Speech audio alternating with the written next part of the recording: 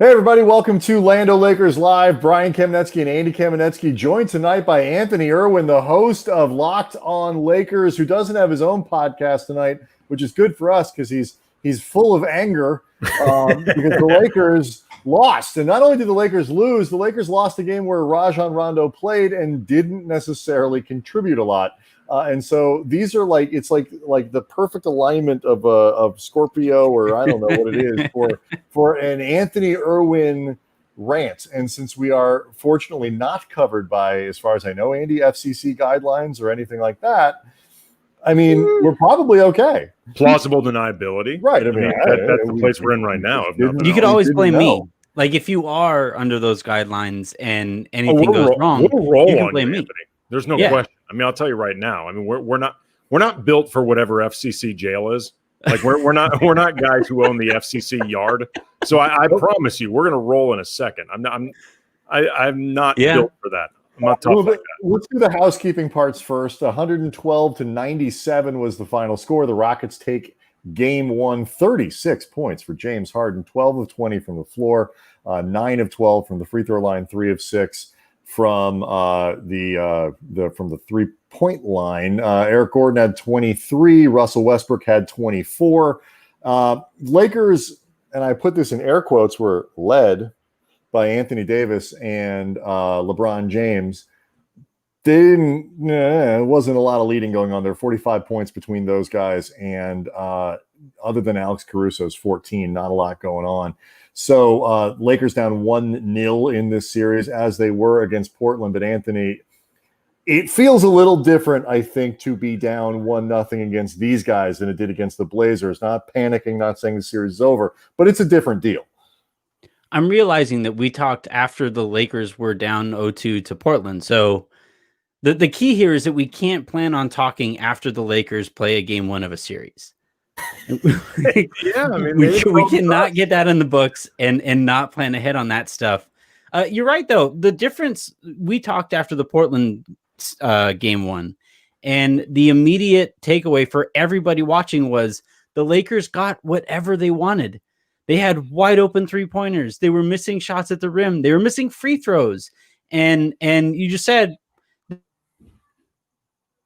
I think they shot like 15% from 3-point range in that yes, first game. They did. It was almost like they were shooting backwards, like they were throwing it at the wrong basket, like purposefully. To quote Chick Hearn, they could have taken an actual pea, fired it at they're closer to the Atlantic Ocean, and they wouldn't have made it. Right. This is one of those things, Andy, where you look at this game tonight and look, Anthony's so angry his face froze that way. But this is one of those things, Andy, the Lakers tonight, LeBron talked about it after the game. It wasn't one of those deals. If you're a Lakers fan, you're at home and you're angry, you're annoyed, you're irritated with how they played, but the level of panic I would think would be reasonably low, because at the end of the third quarter, we talked about this before we went on. I was like, they're not doing a single thing particularly well, and they could still win the game. You look at what they did tonight, Andy, with the turnovers, and it was 27 points off turnovers. 27 points off 17 turnovers, and it felt like more turnovers. It did. It felt like way more than 17. They shot the ball poorly. The all that stuff wasn't and live ball turnovers too. They didn't. There's a lot of live ball turnovers, which is, you can't do that against Houston. You can't do that against anybody. So, yeah. I mean, what's your level of concern after this one? I mean, it's distressing to see the Lakers, I think, come out as flat as they did. And they should have had an energy advantage over a team that just played a really tough 7-game series and, quite literally barely got out of it. And the Lakers, there were a lot of advantages that the Lakers should have had in this game, and they didn't. And I don't want to take away from the way Houston played, because I think the Rockets played legitimately well tonight. And that's I feel like I'm about to sound like Jeff Van Gundy or Mark Jackson, but give them credit. If you're gonna do Mark Jackson, you have to start off with, if you're the Houston Rockets, or if you're the Los Angeles. Well, but Jackson and Van Gundy are big on the give them credit game, so I want to make sure that I am. Mm-hmm. That being said, I thought the Lakers beat themselves in this game a lot, and they were their own worst enemy. You talk about the 17 turnovers with the 27 points off those turnovers. There was also the rebounding discrepancy or lack thereof. Both teams had 41 rebounds. The Lakers should not be equal with this team on the glass. When you take a look at the size advantage that they have, they're better at rebounding, period. The Lakers should have been owning the paint in this game. And really, I think they have themselves to blame for that. So again, I mean, Houston played a really good game. And, I say this as somebody who's been a outward Houston skeptic, and I still think the Lakers are a better team than them and should be able to have their way with them. But that being said, they learned on a lot of levels in this game. If they don't play well, Houston is capable of owning them. Some people, Anthony, are Houston curious. Andy is not. Some of it may be. Some of it may be. And maybe this is me doing a bad job. This could go in a really weird. Well, I heard you guys' podcast with Harrison, and I'm really curious where this is going. I was going to say some of this could be, and I have to, take a good look in the mirror and be honest with myself. I despise the city of Houston. Mm-hmm. Like, I really hate it. It is, in my opinion, the worst major real city in this country. So I have to be honest with myself. And, in terms of my analysis in this game, like, am I allowing my distaste, I think rightful, of the city of Houston to color the way I look at the Rockets? Because that wouldn't be fair. And that wouldn't be quality. That's not what would be here. I mean, the people who are rooting for the Rockets, they're a dicey lot. Yeah, well, no, I mean, they probably also defended the Astros, right? Yes, you said, like, there were other teams doing that kind of thing, and like I live out here in Austin now, and anytime there's like an odd scent in the air, I make sure to point out to Jen, we must be downwind from Houston. Well, Houston is everything that is bad about LA. Like all the traffic, all the air quality, like just it's jammed not up freeways, Yeah. without anything that makes LA great. Right. Other than maybe some good Tex-Mex. They got great Tex-Mex. I think, Andy, the point that you're trying to make is an important one, because when you talk about a city being that bad and being the worst real city in America, it's worth pointing out that Florida, which is the worst real state in America, like state of consequence, has many cities in it. And so for Houston to be worse really says something about. Now, I will say this. Great point. I've been told, and I did experience a little bit of the couple times I've been down. The food's, you can get some good food in Houston. I will say that. Yeah. The rest of it, weirdly, I've had some of the best sushi I've ever had in my life. But you can get good food in Florida. Like, I mean, it's like, again, these are real places. They're not and so I think that is an important and salient part of your analysis, Andy. Let's do you guys, where do you want to start? You want to do the Rondo thing? You want to talk about guarding James Harden?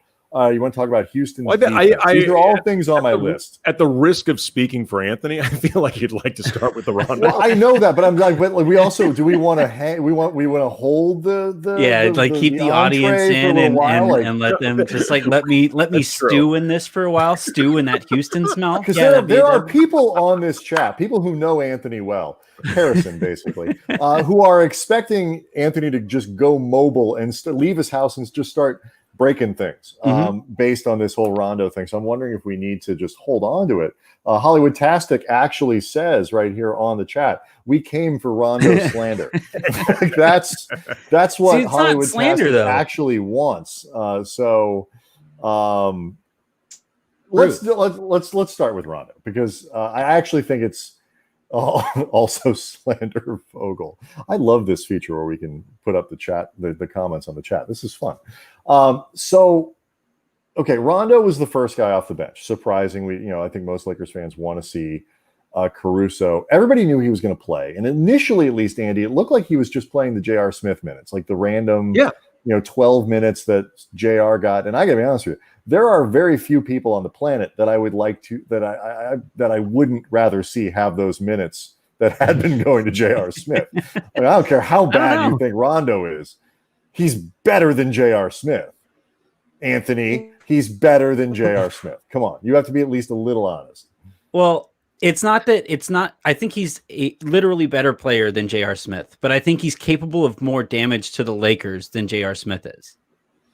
That's probably true because he's going to be given more responsibility. Yeah, he holds the ball. That actually is a fair point. He holds the ball out there, and when LeBron is out there on the court with him too, he holds the ball out there. Right. And even when LeBron has the ball, it's not like anybody is gonna, when J.R. Smith is on the court, defenses have to pay attention.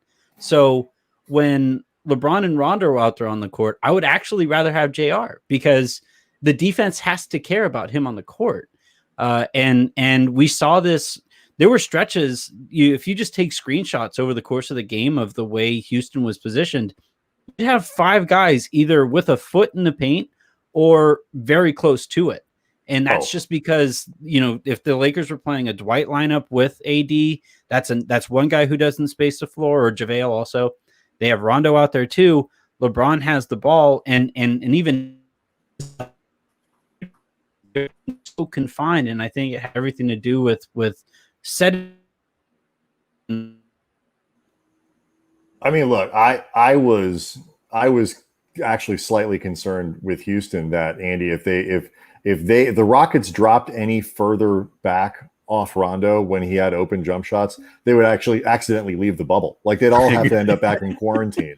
Like, that's how far off they backed off. And look, that's how Rondo's always played. Like if you really want to see something eye-opening, go to NBA stats and start getting into the breakdown of shooting for Rondo. And, they'll start detailing how close the nearest defender is, like tight, reasonably tight, like open, whatever. The percentage of Rondo shots that are wide open are staggering.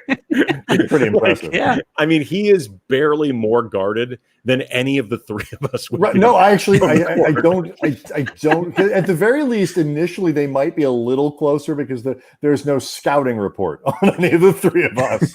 But it's not. You're right. It's not significantly different. They wouldn't leave me any more. They might think Brian or me is Caruso. It's impossible. They'd be back in Houston. Yeah, they might think Brian or me is Caruso and maybe guard us a little bit more just on accident. Or just like sort of mild racial profiling. Like, look, there's a 5'9", 45-year-old white guy out there. He must be able to shoot because why else is he on the team? It's like, he's got to be able to do something. But he didn't bring the ball up the court. Yeah.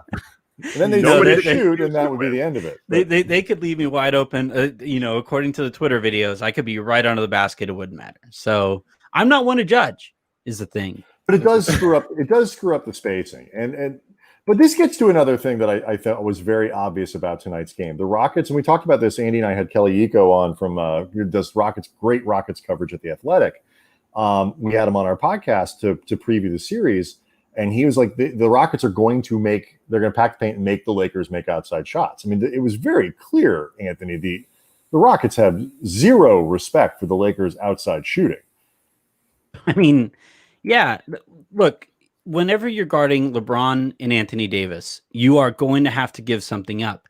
It just so happens with the Lakers, though, they have something that is so easy to give up as their outside shooters. It's so easy. It's basically one of the easiest decisions to make in the entire league. And in this case, when in game 1 of the Portland series, nobody made anybody pay for not paying any attention to anybody. And in this case, again, this is going to be what the Lakers are into. So long as they aren't making shots, there's nothing that they can really adjust. Shots. So that's what's tough here. Well, what I do think is interesting, and we'll get a better idea of this in game 2, because I mean, look, Rondo was going to play. Frank Vogel has made it clear since the beginning that once Rondo was available, he was going to be in the rotation, and it's predictable and in some ways justifiable, just in terms of they have so few guys on this team who can create for others. And, we've seen the Laker offense get really, really stagnant. I mean, I think actually, Anthony, when we were on Locked On Lakers with you during the Portland series, we all conceded that there was a role for Rondo, at least on paper. We could understand why Vogel would play him, even if the 3 of us would often prefer that not take place. I do think, though, that the minutes Rondo played tonight were inflated by Caruso's foul trouble. Yeah. Or at least I suspect that could be it. Because I doubt he was planning on playing him as much as he did. Right. Certainly not initially. And then the blowout. You're right. Some of it was garbage time, and you should be playing Rondo in those moments because it's probably the only time he fits on the court. Ouch! Look at that. Again, or you're gonna like that one. Or just the idea if he's going to be in the rotation, you might as well get his legs under him more, get him more up to game speed, all of that. It'll be really interesting to see, assuming Caruso doesn't get into extreme foul trouble, what Rondo's minutes look like in that game, unless he's just playing really Hey, guys, well. really quick. Mm-hmm. This is interesting. Apparently, I think Rondo has joined the chat. Editorializing on Anthony. That is not cool. I assume this is how. Yeah, that's what the camera above my face too. It's a nom de plume that Rondo uses to join late night chats. How bad it would look if I was recording this from my laptop where the camera is below my face and like I get to actually stick my chin up in the air. It's just I'll tell you, this era of having to do these type of home shows where you don't have professional cameramen, like Brian and I have in Spectrum, like the Spectrum studios where they can really make you look good. This era can be exceptionally humbling. There are times where you watch yourself and you're like, God damn, man. I always like, this is, and I've never been like this kind of, I did, Andy and I did theater in high school. It's like, you understand like why, you put makeup on for certain things. And it's part of the theater. And so I've never been one of these like, oh, like you're girl, you're wearing your makeup. It's like, I'm going on television. Yeah. Whatever you can do to make this like better. Part of my job is to look appealing. Like, why on earth would you say no to that? Unless you are Jim Hill, who's just aging that perfectly. Oh my goodness. You put on some makeup. Mm-hmm. That's just the way it works. Yeah. For bleep's sake. I mean, I'm recording in this. I'm basically for this last week before we move into the house. I have been recording in essentially a closet. Like I'm in a closet that isn't even part of my apartment. It doesn't have an AC vent, so I'm in here sweating buckets. I feel like Charles Barkley. It's been brutal.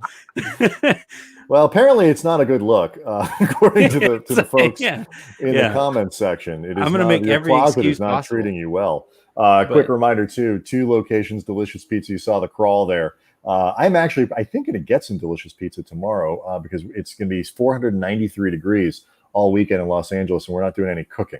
So, 20% off when you give them the password Cam Brothers, both locations, West Adams and in Hollywood. So good. And you are supporting really local business and local business that is run by a massive Laker fan. Big time Laker fan. He's going to keep playing. The question, I guess, becomes how much. He doesn't solve the outside shooting problem, although there have been times over the course of the season when left wide open, Rondo's actually been one of their more dependable outside shooters. To some degree, I think, obviously the spacing gets wrecked in this snap, but like it gets better if Danny Green hits the 3-pointers that Danny Green is on the team to hit, or if Kuz hits the threes that he's supposed to hit.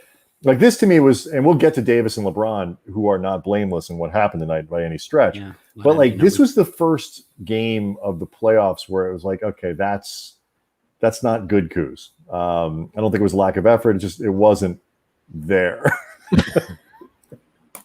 Well done, Andy. Look at you playing around with our little features and stuff. Good for you.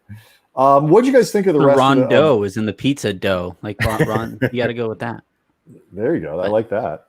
What did you make of the rest of the gang here before we get to the stars and what they did against what Harden did and where we all go from here? Well, I don't mean to keep harping on Rondo. I it's hard not to. It's a little much. Insanely difficult not to. Slow down. It's not that bad. Slow down. All right. Well, let's wait. Is he left-handed? Is he left-handed? I think that's an important question to ask. I mean, he's no Ronnie Price, Tyler Ennis. So here's the thing: you could look at all of Kuzma's minutes with and without Rondo, and he is significantly better without Rondo. Kuzma's the kind of player who needs to move around the court freely, find cutting lanes, find space on the perimeter that gets created by, other actions that are going on elsewhere on the court that aren't specifically designed for him. The pickup player who is being asked to play organized basketball. And in these minutes, like, I don't think it's a coincidence that Kuzma looks completely lost again as soon as Rondo I think we also have to criticize Vogel here a bit and say, you really don't have to reintroduce Ron. Like, I don't know. I've heard some people talk about that it was a fake comment that Harrison Sanford threw out there. I've heard that it was real or that it isn't or whatever. But he basically said that, it's really difficult to reintroduce a new player back into the rotation in the second round of the playoffs. And like, my response is, you don't have to. Like, you really don't. It's an option not to. And it's especially against this Houston team where the way the Lakers are going to throw the ball to the defense is possible. And that's not the kind of thing that Rondo really does. He wants to have the ball stagnant and he wants to run some kind of very well thought out set. And then if that doesn't work, you have 7 seconds to get some kind of shot up at the rim. And that's not how you're going to beat this Houston team. It's going to have to be on a lot of off ball movement and on ball movement that forces like PJ to move across the key a bunch of times and not stand still where he's impossible to move. Yeah, it's good. There was so much that you saw tonight with the Lakers in terms of where it felt like they weren't playing towards potential strengths, and not just the stuff that we talked about before in terms of just their overall size advantage and being able to own the paint. Like you were saying, Anthony, there was a lot of just stagnation, and there was a lot. Oops. You didn't that's see me. What? You didn't see the Lakers like trying to get guys unless it was off a defensive rebound and they were just running. It didn't seem like they were looking to get guys on the move a whole lot. Like you hear especially about when right. You hear a lot about how teams, when they have size advantages, will sometimes hunt the mismatches to their own detriment. And there were times where it worked really well. Like there were, I think, 3 possessions in a row where Anthony Davis was isolated on the first Harden. half. I know exactly where you're going. And Absolutely. He either drove to the rim or hit mid-range jumpers over Harden, and it looked like he was in complete rhythm, complete stride. But there's also going to be times where you wonder if the size differences starts looking too tempting to him. Like it almost starts feeling like something that instinctually you can't move away from, even if you actually should, because we've seen all year playing Anthony Davis out of the post as a pivot, the way the Lakers did during the Kobe Powell era, with Powell or, sometimes with Lamar, that actually doesn't play to their strengths. Like that actually hasn't been the best. It just stops everything. It stops everything. They stop moving. They just start watching. I mean, the amount of isolation they were playing for AD in this game was incredible. I mean, like on a level that you rarely see with this team. Right. And that has not been their strength this year, especially against good teams. Yeah. Like when they play good teams and they go stagnant and they try to ISO and take too much advantage of those bad matchups, that's where they've fallen into trouble. We saw it in the very first game against the Clippers at the beginning of the season, the first game against these micro ball Rockets, the first time they played them back in February.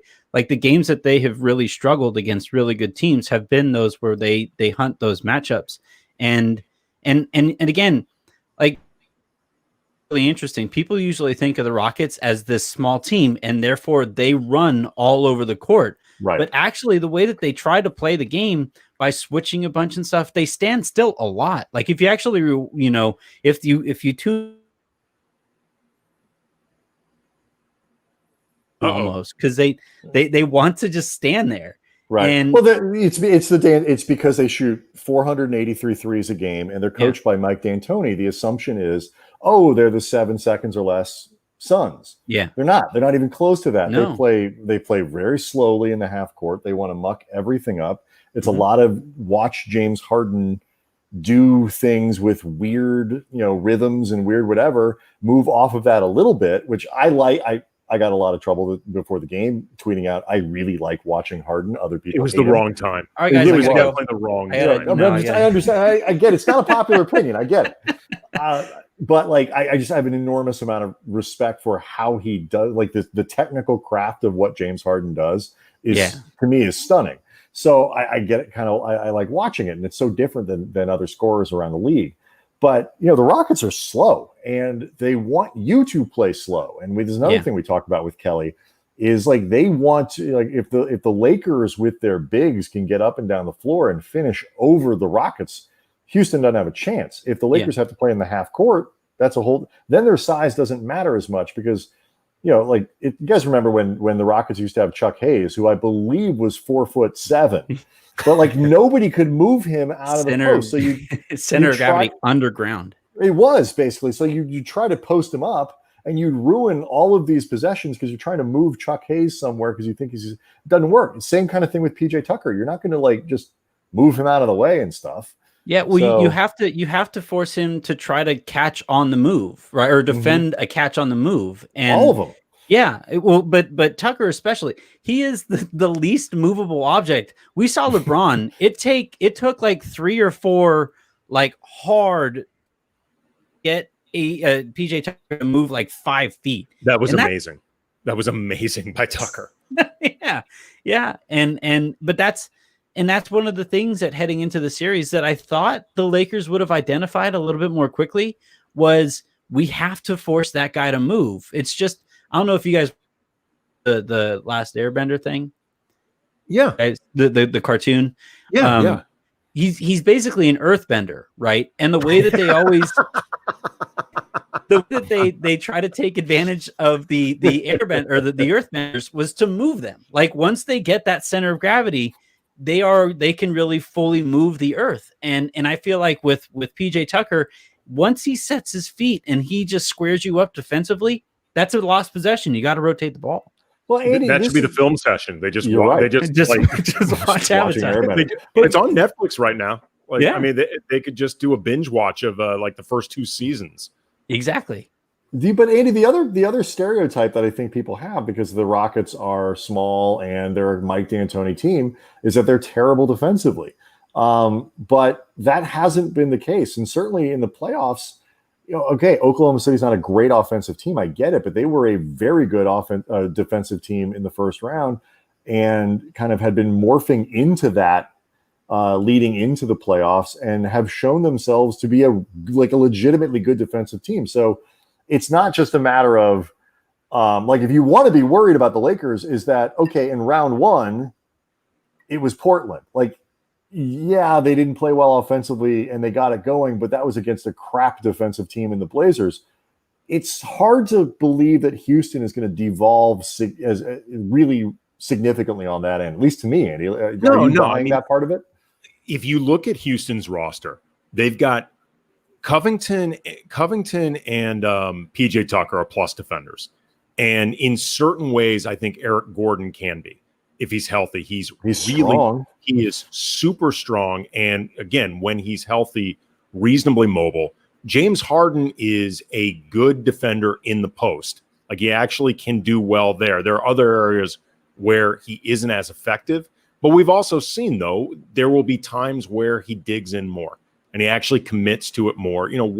Westbrook has never been a good defender, but he's also somebody that people have always wondered why the hell is that? Right. Because he's this amazing athlete with incredible quick twitch and all that stuff. Like he should be capable of it. And the dirty little secret about D'Antoni's 7 seconds or less Suns teams, not terrible defensively. If you look back at some of their numbers, that was before. I was just going to say it was before people used to account for pace. Everyone used to just look at points given up per game. And it's like, well, with all those possessions. And then they'd go out to the back of the arena and buy some healing tonics from a man in a wagon. But if you looked at not even and all that stuff. Not even some of the deeper stats. I mean, people needed to look at opponent field goal percentage. And you look at Phoenix, it's not that bad. And then you look at the people on the roster and it's like, Sean Marion was a great defender. Raja Bell was a really good defender. Kurt Thomas was a really good defender. They had guys who could play defense. So basically, D'Antoni is not capable, I think, of taking mediocre defensive personnel and making it better than expected. Like Luke, the last couple years with the Lakers, those teams were better defensively than you ever thought they'd be on paper. Like Luke was, I think, not a great offensive coach. And for the life of me, I have no idea what system he was running for like whatever 3 years he was there, 3 or 4 years. But, defensively, those teams were better than they should have been, at least on paper. I don't think D'Antoni is that coach. But if you give him actually solid defenders, I think he actually can come up with a good defensive scheme. So I don't think it's shocking, and I also don't think it's anything that's going to go away. I also don't think it's anything the Lakers can't deal with, but they have to do it better. Yeah, I think whoever you keep people out of your closet, Andy. By the way, Andy, whenever somebody says hello, all I can think of whenever anybody ever says like, I don't know what system that is like, it's the Lando system. It's like Lando's not a system; he's a man. Like, you're right. I don't know what he was running either. I think, I think when it comes to not just D'Antoni's defense, I think one thing that Houston does really well is they play organizational defense. Like, they are analytical in everything. They don't do anything on accident. And they know exactly which shots to give up and exactly which shots to pretend to give you and make look like that's the easy play. And that's the way that they actually play really good defense. And in this case, in last night's game or tonight's game, they got the Lakers to take exactly the kinds of shots that they want them to take. One thing to really watch for, especially in games that Mark Jackson calls, is how often with Anthony Davis, he says, that's a shot that you want to give up. If you're the Houston Rockets, that's a shot that you want to give up. And he just makes it. And I felt like the vast majority of 80 shots were those fadeaway mid-range jumpers. Right. That's exactly what you're hoping for. Exactly. Let's look at this. Is an interesting question from Sector Cruz. Like, do you think they were feeling the Rockets first and can they adjust accordingly? My spin on that is a little. It goes back to what LeBron said. Like, this was a weird team. Like, I was dead wrong, first of all, about like this being a game where the Rockets would show up with dead legs. I thought that's what it would be. Okay, got that one wrong. But the what LeBron was talking about like the adjustment to this team with their speed, with like the burst of Westbrook, with the herky jerkiness of Harden. Of Harden, like he compared it a little bit with, especially with the speed, to like the greatest show on turf Rams that won the Super Bowl back in St. Louis. Like, you think you can see it on tape, but when you get out on the floor, it just looks differently. So with that in mind, now that he says we've seen it and we can adjust accordingly, how hard do you think that'll be? I mean, if they watch the tape and they watch some of these turnovers, they watch some of the bad decisions that they made out there, a lot of this was on them. And again, I'm not trying to take anything away from Houston because I think they legitimately played a really good game. But that being said, there was a lot of the Lakers beating themselves in this game. And we've seen all year, for example, they can be vulnerable to unforced bad turnovers.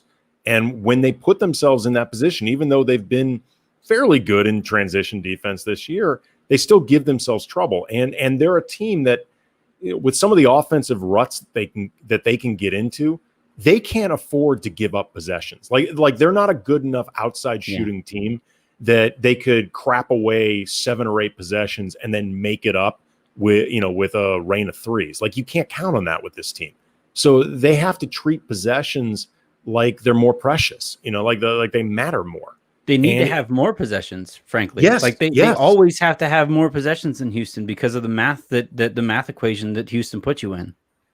Yeah, no doubt. Like, this is not a team that you can afford to just crap away possessions, especially too if it's not really something Houston's doing. Like, as good as I think Houston's defense was tonight, a lot of this was just the Lakers making bad passes, like careless passes. They were very sloppy, very sloppy.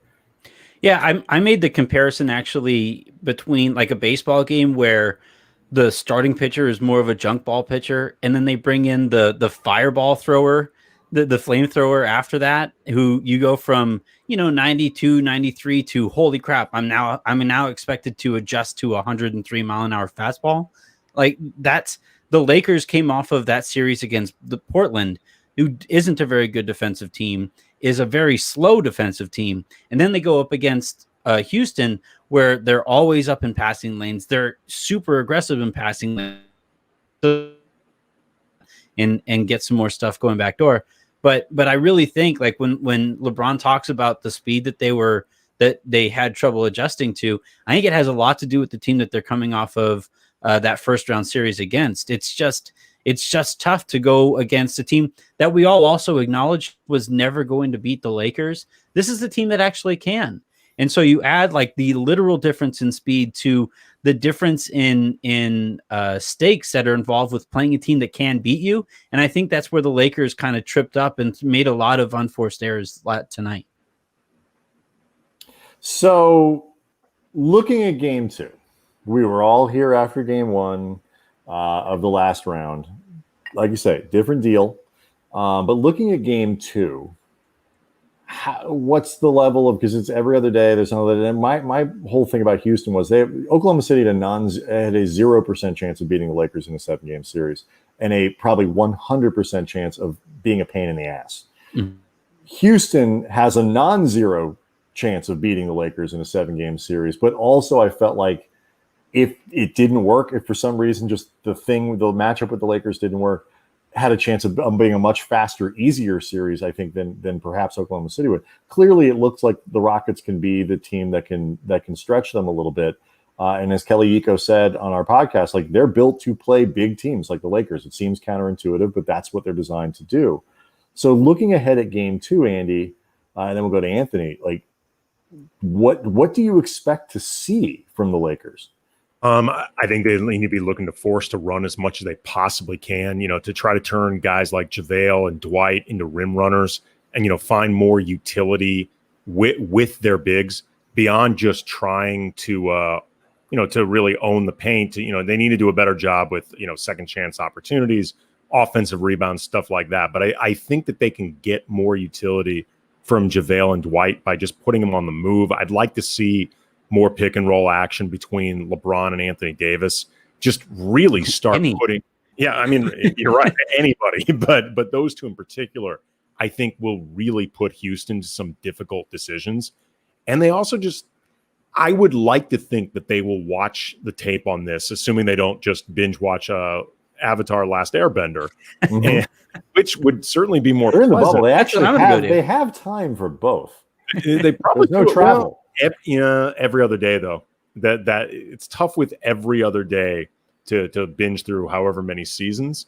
But yeah. I think if they go out there with the mindset of just tighten it up, like whatever we're doing out there, tighten it up, be more careful, really be more purposeful with the ball and with whatever we're trying to execute. That in and of itself will go a long way, but just they need to find more ways to get themselves on the move. Yeah. The more they're standing around, the more they're doing Houston a favor. Both in the half court and I think, more off ball cutting, more action, just more stuff needs to be happening. D'Antoni has always played a relatively short rotation. That was always it literally in some cases, like a lot of people thought it led directly to Kobe tearing his Achilles back in that year.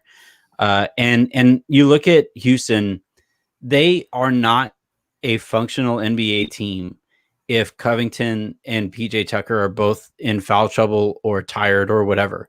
And the Lakers can actually go at them in waves where, it's JaVale rim running and then it's Dwight rim running and it's Dwight really forcing the issue on the offensive boards. That was another thing that I was disappointed in both the Lakers bigs and tonight was that I think they got the same number. You're not going to not turn the ball over. That's just a math problem. You're not going to win the math of that. And I think whatever the Lakers can do and the other thing too with PJ Tucker, I watch him line up. Like he literally takes, like a bull basically where he puts his foot in the dirt and really gets going towards the rim on 3-point attempts. He had like wide open lanes to the basket and to the basketball every time he wanted to on the offensive boards. And whoever is guarding him and whoever is paying attention to him really has to turn around and at least just kind of check him off of that line.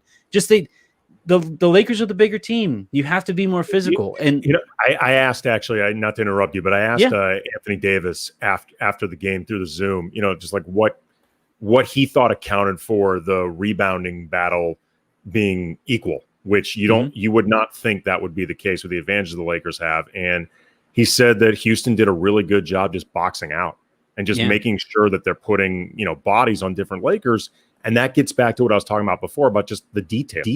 Really just make sure everything you're doing is crisp out there. The Rockets did a much better job than that than the Lakers.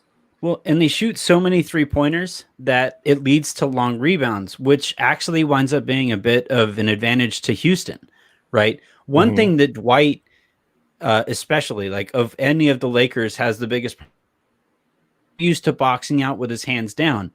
And in normal shots, that's fine because you'll have time because the ball will actually go up off the rim first. But when they're shooting a three-pointer, and especially if it's a short shot that the ball hits the rim on the front end of it, he doesn't have enough time to react to it. So you see a lot of balls just go right over his shoulder that he can't quite react to. And that winds up being an extra possession to Houston, which, as we've talked about, is just a death knell for the Lakers. They cannot have Houston cannot have as many possessions as the Lakers do. Flat out, they'll lose every game. Yeah, I think what you're getting at, Anthony, makes a ton of sense. I want to ask this question before we go, because let me see if I can find it on the screen here. I put it up just a second ago about Mike D'Antoni, because somebody brought it up. I think, Andy, you brought it up, the idea that people still blame Mike D'Antoni for Kobe tearing his Achilles. No, actually, I think that was you. That was literally you said that. Oh, I said that. Well, people do. I said it. Okay. I said it. Oh, okay. Well, I just know it wasn't me. Okay, how much, Anthony, do you actually blame Mike D'Antoni for Kobe shredding his Achilles? Because people really do.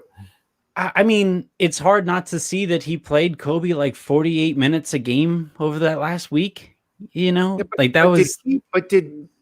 D'Antoni play Kobe 48 minutes a game, or did Kobe play? I mean, Kobe it's the same thing here. It's the same thing we're seeing with Kobe, Vogel. Right. Kobe did it. It's the same thing we're seeing with Vogel, though. Anthony Davis and LeBron James want Rajon Rondo on the court. Frank Vogel has to say, no, that is not good for our team. Kobe wanted to be on the court 48 minutes. Mike D'Antoni has to be able to tell his player, man, there's the law of diminishing returns here at a certain point. Oh, but they were. Here's the thing, though. They were trying to get into the playoffs, which Kobe, you are not. He did get them into it, right? Yeah. I mean, it was literally it was sort of the last meaningful basketball act. The heroism. Yeah. I mean, literally the heroism of Kobe. Sports heroism of Kobe. Literally tearing his own Achilles and then shooting those two free throws on an Achilles he knew was torn to make sure that a team that he knew he would not be helping in the postseason got into the postseason. I still say it's the most impressive feat of Kobe's career.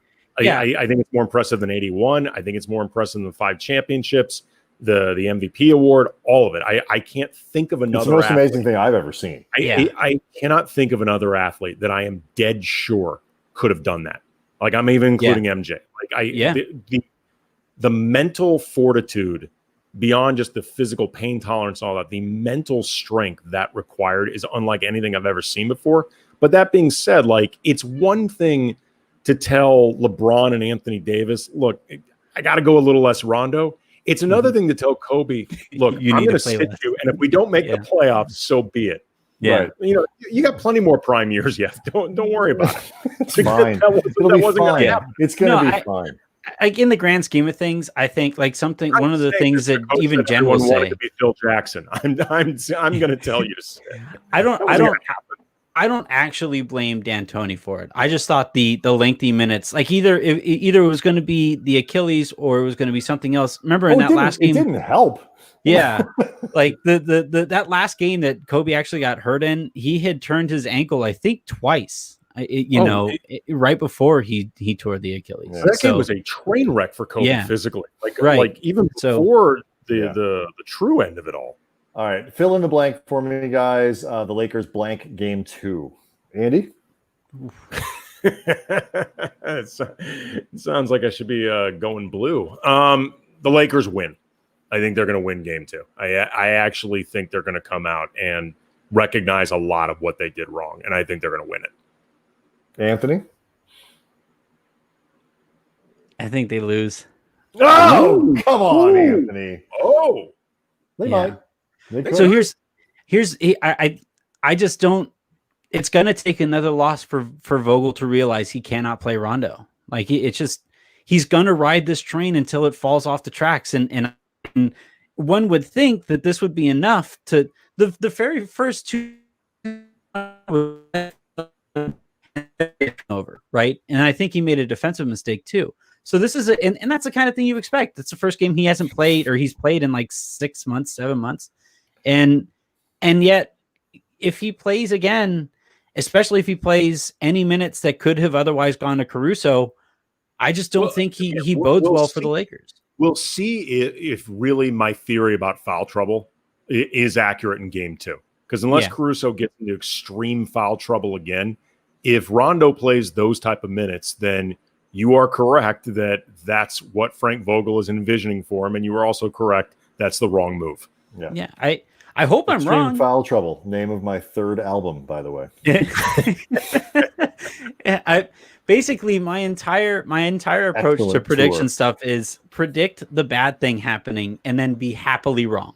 You know, Yeah. There you go. That's how I usually predict these things. It's a difficult standard to hold during the pandemic because you always think you're predicting the bad thing. Like 2020 has been a tough year for that. Like, Right. I'm just going to predict the bad thing and it'll automatically be better. Yeah. I mean, you got to work for it. Yeah. Right. Yeah, Right. I mean, As soon it's not a good year for that. like we knew that Rondo was going to be in the rotation. We just did. He was going to be the first guy off the bench. So like things can always be worse. Closet Rondo fan. That's I right. literally, you know. Tell the people your podcast, where to find it, all that. Well, Locked On Lakers is Monday through Friday. We've had you guys on it. I typically try to have at least one guest during the week. Pete, who everybody loves, is on it 3 days a week as well. So you can follow that anywhere like that you cheating. find. Just putting Pete on your podcast feels like cheating. It's It like, was Pete Sayas, for people not familiar who we're talking about. everybody knows. This isn't even like a secret. He has helped make the show in my career. So shouts to Pete. But yeah, that's everywhere you can find a podcast, and you can follow me on Twitter at Anthony Irwin LA. Cool. All right. We'll be back, Sunday night. Yeah, thanks again to Delicious Pizza, 2 locations, West Adams and Hollywood. Go get yourself some pizza to wash down the sadness of game 1 and to oh man, I love it. People think he actually looks like Chick. Like he's Chick looking into the refrigerator. That's what people. Before we go, somebody asked you guys, and you guys are actually sponsored by a pizza place. Are you guys pro or anti pineapple on pizza? I don't sweat pineapple. It doesn't bother me. It's not classic, but I can deal with it. It's fine. Little bacon. It's not even so much the taste as it is. I think it's too watery, and it just becomes kind of a pain in the ass. Yeah, it has to be well cooked. You got to roast it. Has to be really well cooked. It can't just be out of the can. It's got the time for that. A good pizza place. It's just not my thing. I think it's kind of silly. I'm just not precious about this sort of too hard. I'm not precious about this stuff. It tastes good when done right, especially with bacon. I just think